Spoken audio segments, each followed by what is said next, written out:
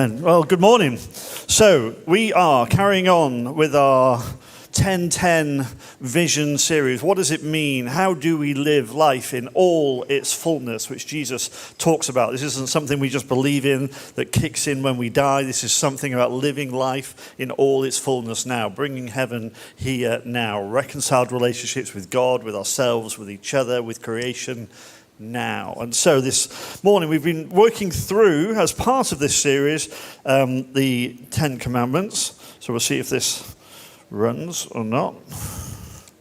That's not working. So I might need a bit of help, Dan. You're about to get really busy because we got a lot of slides and I got a clicker that doesn't work. Work with me, Dan. Oh, there we go. What we believe is this morning's talk. We're looking at what we believe because we are looking at the next command, which is don't lie, the 9th of the commands. And to start us off on this, I'm going to tell you a story about Hillary Clinton. In 2008, she was running her campaign for election, and she stood in Washington, and she was trying to prove, I think, her experience in politics and in diplomacy. And she was telling this story of this time in 1998 when she was flying into Bosnia. She was making a visit as First Lady, I think, into Bosnia.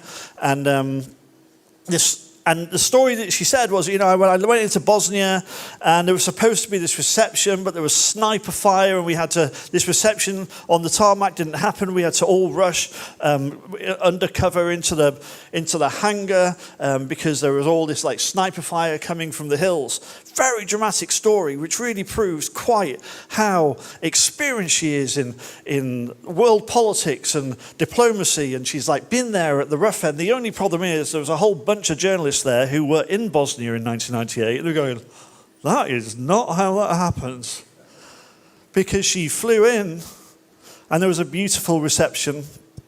I think we've got a picture of it here. Beautiful reception on the tarmac. There was a little 9-year-old girl there who read a poem and commented on how safe the country was now because of what President Bill Clinton had done. Hillary Clinton's own daughter was with her, Chelsea Clinton. No running to the hangar, no sniper fire coming in. And so she was asked about this a week or so later, going, well, you said this happened, but actually none of that happened. And she did clarify that she misspoke. So it's all right. Lying's fine as long as we misspeak. But the thing is, she's an experienced politician, right? There's no way she thought she could get away with that. I actually think that what's happened is over that 12-year period, she's told that story. And maybe like when she was flying in, they were going, if there's sniper fire from the hills, we might have to abandon the welcome or whatever. Or maybe they said, oh, there is some sniper fire in the hills, we're going to be careful. Or maybe they took a slightly different route in. Or maybe it came up in a security briefing or something happened which in her mind became this is quite dangerous. And then as she's told the story, it's moved from there could have been sniper fire to there was sniper fire. And it goes over time. This story develops as she tells it, and it just enhances a little bit each time until she's running for cover into a hangar with her daughter and everyone's rushing her in. There's military everywhere. Maybe she started believing her own lie. Maybe she's told that story and embellished that story so many times that she's forgotten what the truth was. So then she stood in Washington making a speech in 2008, and now she believes she's telling the true story of something that really happened. Pretty terrifying, but that has happened to me too. Back about 30 years ago, I worked for a restaurant in Manchester, and Muhammad Ali was one of the owners of the restaurant, so he came over for the opening. It was quite a big deal. It was quite a big media deal. This was in his like Parkinson's stage. He was quite sick. He had people guiding him. He couldn't really see very well. He was like shuffling along, and then if there were steps, they'd had to go to him. Hey Mo, there's a step. just in front of you, and they like hold his leg as he stepped down a little bit. I do on these steps sometimes. Someone just helping you down, and he was not very able-bodied until, as he was leaving, the whole mass of people was leaving the restaurant towards the end. He was walking through the restaurant, and then one of his minders, one of his bodyguards was like, "Oh, do you want to spar?" And he had a little boxing sparring match, him and one of his minders. And this shuffling,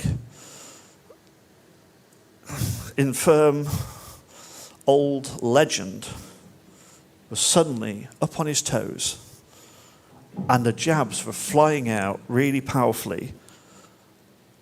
And it was like, oh my word, what happened? It must be like muscle memory. He's done it so many times, that's the thing he can still remember. He can still remember how to be on his toes. He can still remember how to jab. And then as soon as it finished, like he's back and he's shuffling again. It was like, that was incredible. And I was quite close to this. And so I saw this quite close at hand. And, it was right in front of me. But as I told the story over the years, I remember, it must have been, about 15 years later or something, or 20 years later, I was telling this story. And by this point, the story was, I was shadow boxing with Muhammad Ali. And he nearly hit me, and it was really scary. I'm going, and then I had this little dissonance inside me going, did I? Did I or didn't I? Did that happen or did that not happen? And I reflected on it, and I was like, oh, no, I was just right there. I wasn't up on my toes jabbing. I was close. But and what I'd done over the years was kind of just embellish the story a little bit, just a little bit every time. To the point that I had this wait a minute, I've just told this story, and I'm not convinced that's exactly how it went. And it wasn't exactly how it went. We can tell these lies. And, do not lie. Really? Were there just 9 commandments and God felt like 10 was a better number, so he threw do not lie in? Is that what happened? Because it's really? Yeah, do not murder, I get that. Do not commit adultery. Sure. Do not steal. All right. Yeah, those all make sense to me. Those are really damaging things, but we all lie a little bit, right? We all tell white lies. We all embellish things now and again. We all lie a bit. Right? Just to protect ourselves or cover ourselves. Really? Eternal suffering, damnation. Because I embellished a story or I denied something to my parents because I didn't want to get in trouble. Really? This tormented me for many years as a child. The other ones I'm clear on. Haven't murdered anyone for a while. I am good. Not since I became a Christian anyway. So, I am... I'm there at 12 years old going, oh man, but lying. How am I going to get through the rest of my life without a little lie here and there? You see, lies, it's not that big a deal, right? It's just not that big a deal. But, see if this goes again. Well, I think we've gone one. So, lying is no, we've gone on a couple of two there, sorry. Lying is a problem because it damages us. I used to say to our children when we raised them, if you've done something wrong, own the thing you've done wrong. And if we talk to you about it, tell us the truth. If you lie to us about something, even if you think the thing that you're lying to us about is really bad, lying is worse. Because then we can't trust you. And it's really important we can trust you. And that when you say something, we know where you're at. You see, sin, do you remember, sin is a relational problem rather than a legal problem. These aren't rules that we have to follow. This is all about how we relate. This is all about the disconnection between us. So when we lie, we do damage. We break trust. So sin is about relational dysfunction. So sin is all the ways in which we're disconnected. Like we're disconnected relationally from God. We're disconnected within ourselves. We're disconnected from each other in our relationships with each other. And we're disconnected from creation. This great disconnection is the sin problem we have. It's not that we broke some rules.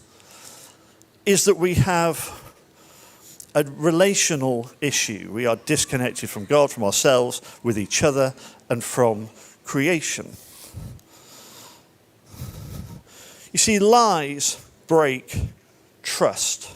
And so they perpetuate that disconnection between us. If our role as followers of Jesus, if our role is to overcome sin, is to be reconciled and reconnected, lies take us in the other way. Lies break trust.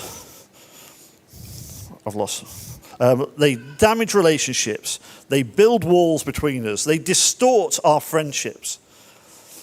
And then we see a whole social breakdown of trust all around us now with fake news and all sorts of things going on. Like, how do we know what to believe? How do we know who to believe?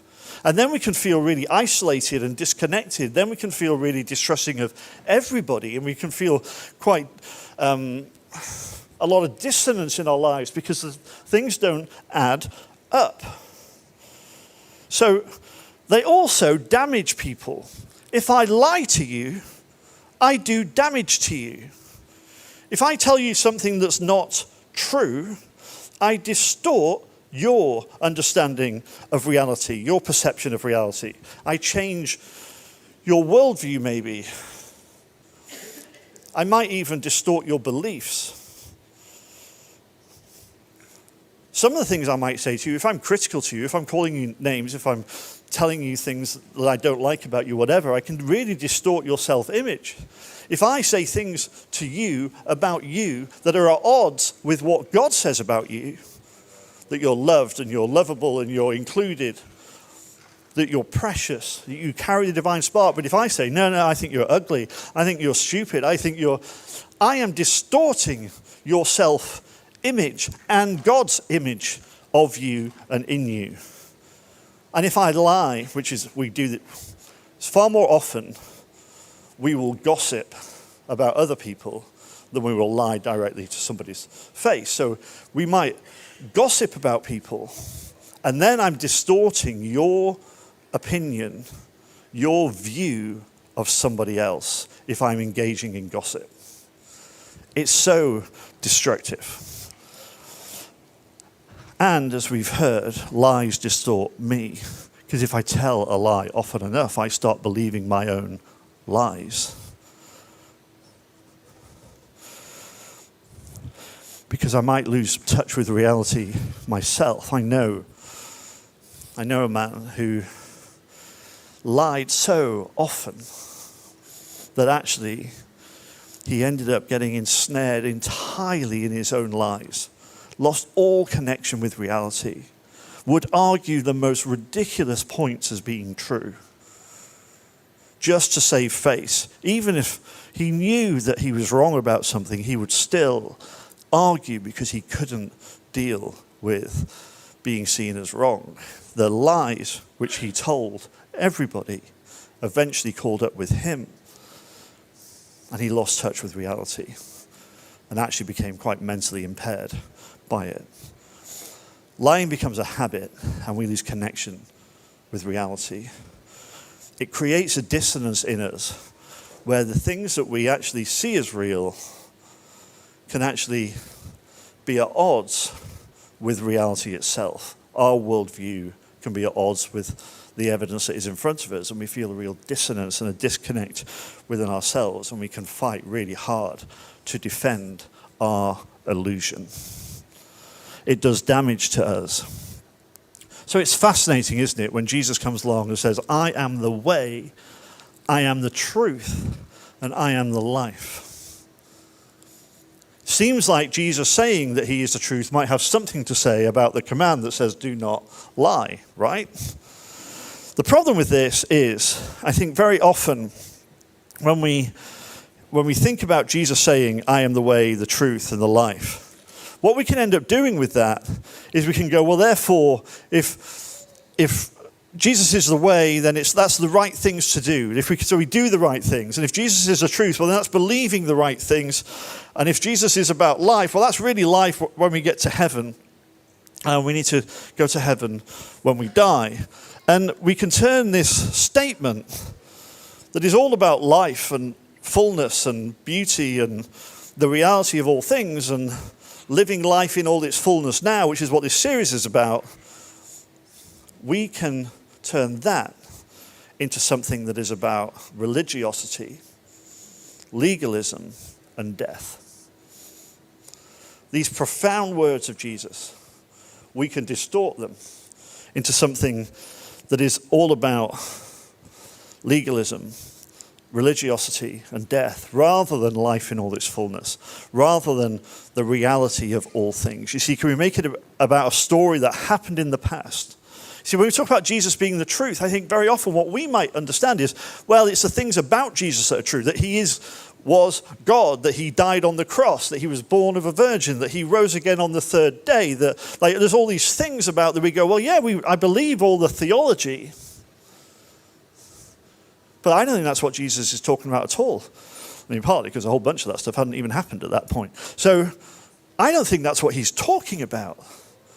I think what he's saying is, the reality of everything is found in me.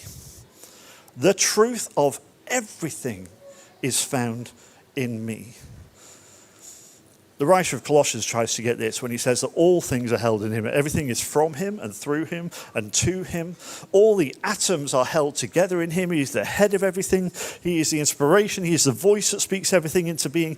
Everything is from him. The reality of all things are found in Jesus. I think this is the claim Jesus is making. It's quite a radical claim. I remember...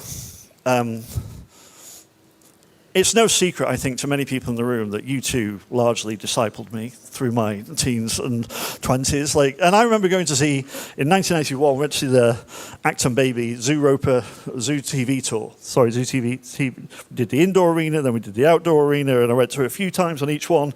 And quite near the beginning of this, they did the song called The Fly, and there were all these statements, like hundreds and hundreds of statements of words just flashing through on the screens, and then it paused on this image. And right in front of me, there were all these huge screens saying, everything you know is wrong. And I spent a little bit of a while going, well, I mean, obviously not as a Christian. Everyone else, obviously, everything they know is wrong, but not as a Christian. And then this legend started going around that you two had shown up at Greenbelt and going, oh, no, everything you know is right. I don't think that really happened. So, because this was a jarring statement for me, and it's got me asking questions of going, oh, so what are all the things that I believe that actually don't hold up? What is the reality of everything? What are the things I've inherited? What are the things that have been spoken over me? What are the things that are the systems in society that kind of distort and inform my worldview? What's the story that I'm living in that has been influenced by my parents and my culture, my society, my education, and my whatever else it might be? And what of my story is wrong? How do I understand what truth is? And the answer is Jesus. You see, one of the understandings that I came to as I was reflecting on this statement and over the subsequent years, see, I'd grown up with this idea that everybody was willfully disobeying God. People kind of knew what they were supposed to do, but they were willfully disobeying God. People were trying to screw up their lives. People were going, God, I'm not going to do what God says. I'm going to do what I want. And I know it's going to be really destructive, and I know I'm going to be a mess, and I know it's going to cost me everything I've got, and I know, but I'm not doing what God says because there's this thing within me that has to willfully rebel against God. And I was like, no, you know what? I don't think that's true. I met a lot of people who didn't necessarily follow the teachings of Jesus, but almost without exception, everyone's trying to make good decisions. Everyone's trying to make decisions that make sense of their life and move them forward. Generally. The problem is, our data's off. The information we're working with. You see, when we're making a decision, we gather all the information that we have at our disposal, and then we try and make the best decision. If you're buying a house, you get surveys, and you get as much information as you can. Is this the right house? Does it have the right number of bedrooms, the right number of bathrooms? What about the size rooms? What about the... People can spend a lot of time looking at this stuff online. I'm telling you, like Rachel spends hours looking at houses online. Like, oh, what about this one? What about this one? What about this one? Like, we do the research, right? We get our information and then we make the best decision that we can. And we do actually that with pretty much everything in our lives. I think we're working on the information that we have, the data that we have, and we make the best decision we think we can make. The problem is our data's off. Do you remember talking about the story that we live in is a story that we live out? The story that we live in defines our behavior. If you want to know what someone believes, don't listen to what they say they believe. Watch how they behave. If you want to know what's important to somebody, what they really value in life, look at their bank account and see what they spend money on. Don't listen to what they say is important. See how they behave. Because our behavior is what reveals what we truly believe. You see, we all live in a story. The problem is, if our story is distorted, then our behavior is distorted. If our story is distorted, we make bad choices based on the bad data that we have, based on the bad story that we live in. So, let me give you an example. If I have been raised and my story is, the stuff that's been spoken over me in my life is, you're not very good at stuff, you're not very attractive, you're not very beautiful, you're no one would really, you're unlovable. If this is the message I've received countless times in my life, I believe that. I start to believe that, and then I start to make decisions based on that. So what happens if I get an opportunity of some love or affection or attention from somebody? The likelihood is I'll take it. Even if I kind of have an instinct that this isn't going to work out well. Even if I kind of have an instinct that this person isn't entirely the person they're making out to be. If I think that for a moment, even if for a day, I can feel like I am attractive, I am desirable, I am lovable, I might well take it. Because I'm working on bad data. If I feel like I'm weak, powerless, and someone offers me a moment to impose myself, maybe joining in some violence, I might well take it. Because my story is that you're weak and you're powerless. And if someone's allowing me to be powerful, even for a moment or a day, then I might take it. Even though it's a bad decision, because I'm working on a bad story, I'm working on bad data. If I feel that I'm unimportant and no one listens to what I say, and then I get a piece of gossip, which I know people are going to be interested in, I can be really popular for at least a day with this gossip. I'm probably going to start sharing the gossip because it feeds something in me that makes me feel important, makes me feel like people want to hear what I've got to say, makes me feel like I've got something to say. Do you see how that works? You see, if our story is distorted, then our behaviors are distorted. And we start making choices that impact our lives, and our lives become distorted. And they just perpetuate this cycle of damaging stories. Well, another relationship that failed. Another time I got into trouble just for doing something that I see everyone else doing and not getting into trouble for. Another moment when I expressed myself, when I exerted myself, and you see, no one really is interested in what I have to say. Everyone really does think that I'm weak. You see, our lives become distorted, and we end up distorting others because we project our story onto other people, and we tell our story onto other people, and our behaviors can become really damaging behaviors that don't just damage us, but damage other people. Our stories are distorted. And so when we see Jesus inviting us into restored relationship, a God who invites us to be known, a God who reveals love, a God who, Jesus talks about God and says, this is the father who runs the distance to his child and doesn't even let him get his apology out before he embraces him and puts a ring on his finger and the shoes on his feet and the robe on his shoulders and throws a party. This is a God. You see, do you remember talking about a few months ago now about how the origin of sin isn't the rules, the origin of sin is broken relationship, because if the sin comes into the world when Adam and Eve ate the apple, well, then he broke a rule, so we have a legal problem. But if sin came into the world when they believed the lie about who God is, when the snake said, he's not trustworthy, he's holding out on you, he's just trying to trick you, he's scared of you, he's trying to keep you down. If they believed the lie about God, well, now we have a relational problem. And throughout history, we have projected our lives, our fear, our judgmentalism, our violence onto God when it's really our broken, distorted stories that we're projecting onto him. But Jesus comes and shows us who God really is. Jesus comes and corrects our distorted view of who God is. And then Jesus helps us understand and corrects our distorted views of who we are. And when we understand who we are created to be, then we understand who each other is created to be. Because now I'm not in competition with you anymore. Now I get to see you as image bearer of God. You see, when we understand who we're created to be by this God who is love, this God who is grace, this God who is forgiveness, this God who is so long-suffering for us, this God is so faithful.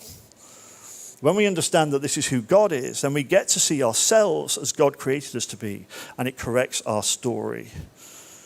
We see ourselves as accepted and included.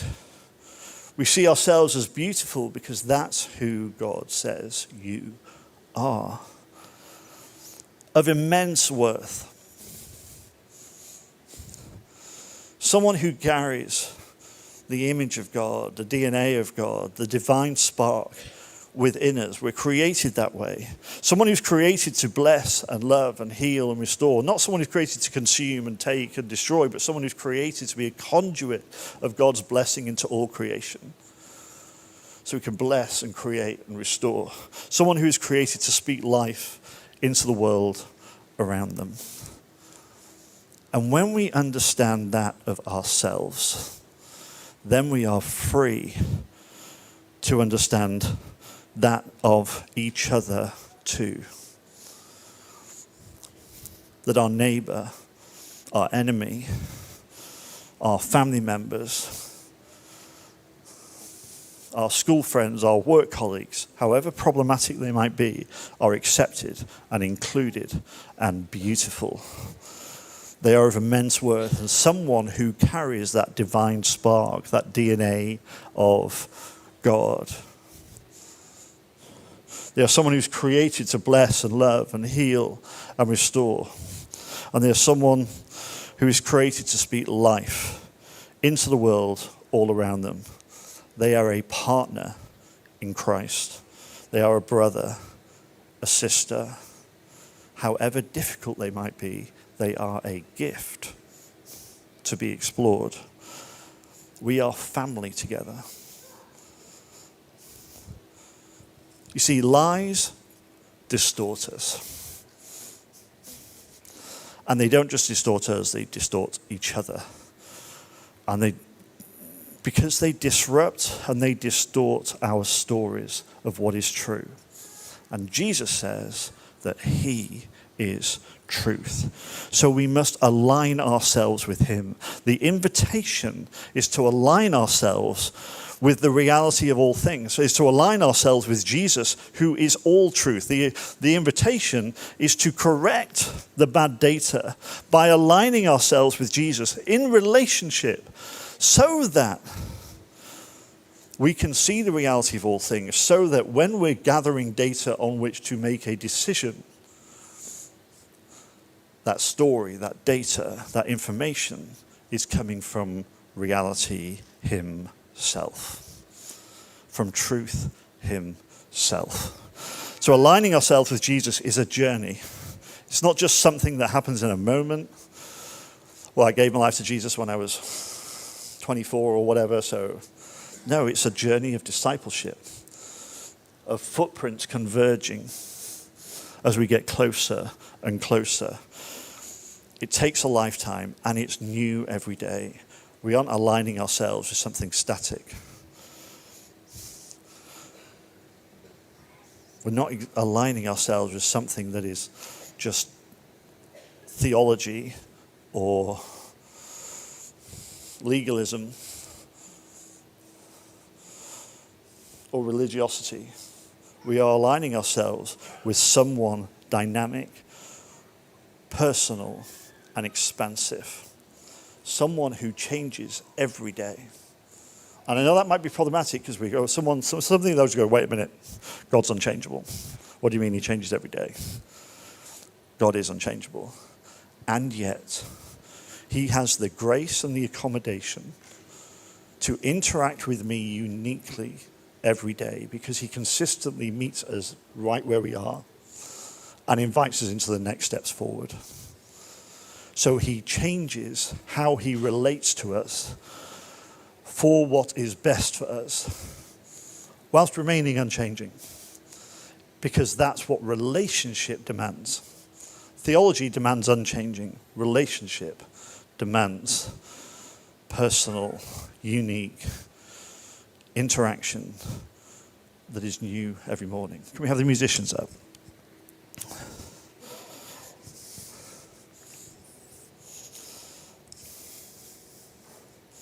Lies matter, not because we're breaking a rule, but because we're damaging relationships when we lie.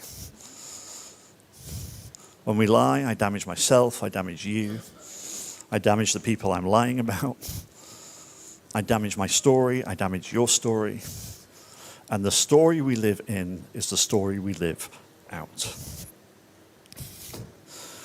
So let's live out better stories. Let's be people who tell a better story that is crafted and directed and consumed by Jesus, who is the reality of all things. Let's be people who are entirely filled by the Spirit, aligned with him and his kingdom, and speakers of truth and reality into every situation. Amen.